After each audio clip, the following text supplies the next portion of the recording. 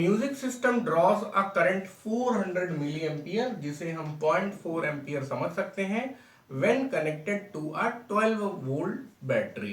What is the resistance of the music system? ठीक है, तो अब 12 वोल्ट बैटरी है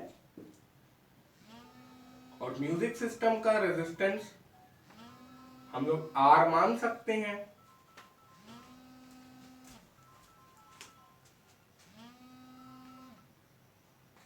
अब यहां पर कहीं पे भी इंटरनल रेजिस्टेंस की चर्चा नहीं की गई है, तो हम ये मान लेंगे कि जो 12 वोल्ट बैटरी है वो एक आइडियल बैटरी है, और जब अपना म्यूजिक सिस्टम वर्क कर रहा है, काम कर रहा है, तो 400 मिली एम्पियर यानी कि 0.4 एम्पियर करंट ड्रॉ कर रहा है।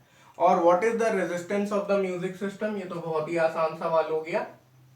यहाँ पे V is equal to I R लगाएंगे। V हमें दिया गया 12 वोल्ट, I हमें दिया गया 0.4 और R हमें नहीं पता है। R आ जाएगा 12 डिवाइडेड बाई 0.4। 0.4 का ये हटाया, यहाँ लगाया, तो ये 4 3 12 30 आ जाएगा। 30 ओम रेजिस्टेंस अपना आ जाएगा। उसके बाद एक और काम कर सकते हैं हम लोग, पार्ट बी कर सकते हैं। The music system if left playing for several hours and finally the battery voltage drops and the music system stops playing when the current drops to 320 milli ampere. अब आप देख सकते हैं यार कि 400 मिली एम्पियर 0.4 था, तो अब मैं जल्दी से लिख दे रहा हूं, 320 मिली एम्पियर क्या हो जाएगा? 0.32 एम्पियर। ठीक है, तो अब नया जो करंट है वो 0.32 एम्पियर है। स्टॉप्ड म्यूजिक सिस्टम मतलब कि अब म्यूजिक सिस्टम काम करना बंद कर देगा जब वोल्टेज काफी कम हो जाएगा और करंट काफी कम हो जाएगा। याद रखिएगा, ओम्स लॉ फॉलो होगा, कांस्टेंट क्या रहेगा? रेजिस्टेंस कांस्टेंट रहेगा, है ना। तो if the music system is left playing for several hours and finally the battery voltage drops and the music system stops playing when the current drops to 320 milliampere, at what battery voltage that the music system stop playing?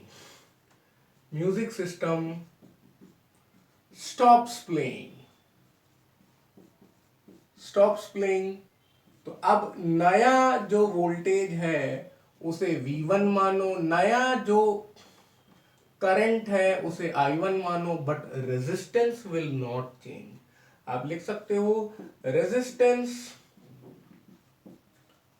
Will not change, resistance of music system will not change. क्यों नहीं change करेगा भाई? वो एक constant quantity है, किसी भी electrical appliance का एक फिक्स्ड रेजिस्टेंस होता है। वोल्टेज और करंट बदलते रहते हैं बट रेजिस्टेंस नहीं बदलता है, यही तो ओम्स लॉ है। तो V1 आपसे पूछा गया है, I1 आपको दिया गया है 0.32, R आपने कैलकुलेट कर लिया 30, तो 32 इंटू 3 ये हो जाएगा 96। चलिए अब मैं ये करके दिखा देता हूं। आप इसे लिख सकते हैं 32 इंटू 10 टू द पावर -2, इसे आप लिख सकते हैं 3 into 10 to the power 1।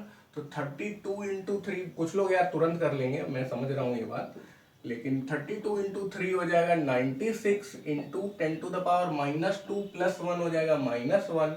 So V1 हो गया 9.6 वोल्टेज, ऐसा 9.6 वोल्ट ऐसा वोल्टेज होगा जिस पर हमारा म्यूजिक सिस्टम वर्क करना बंद कर देगा।